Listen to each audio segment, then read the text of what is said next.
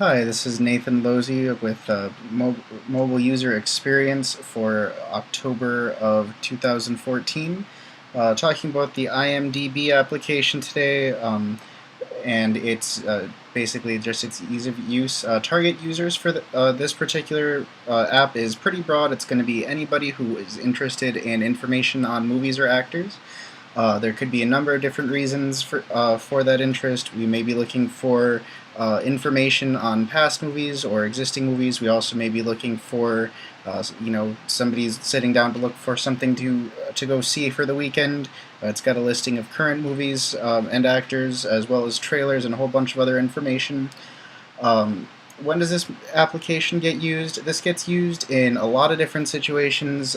Basically, the primary ones are going to be either in context of a conversation about movies, or it's going to be in the context of conversation about going to see movies, or what's available for movies, and it may also be used as like an informational resource in case you're trying to cite movies or look up information on what movies certain actors have been in, that type of thing.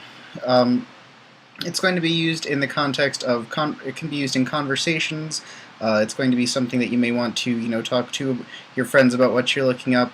So it could be in social situations, or it could be used alone when you're just looking for something to do for the weekend. This app is pretty good as far as how it's going to meet those needs. One of the very first thing that comes up when you first pull up the screen, and I've got it running on my Android device here, you can see that this very first row is in theaters, so you see that the very first thing you're going to see is what's new, and you can quickly get to the sticker. The places to get tickets.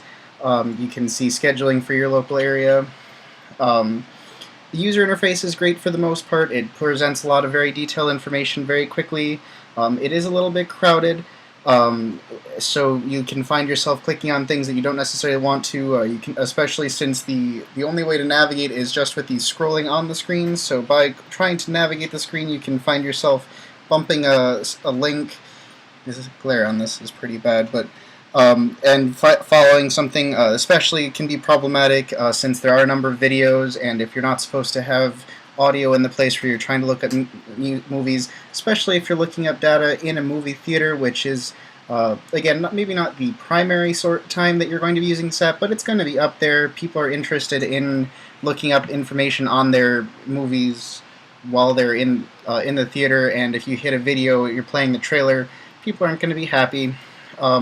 Something that could really be an improvement for this particular user experience would be a link somewhere that's going to keep those trailers off of the main interface. I know it looks really good to have those videos up and available. You get those little YouTube links with the little play buttons over it. It looks good from the very first glance, but it can cause usability problems, and those are something we're always going to want to avoid.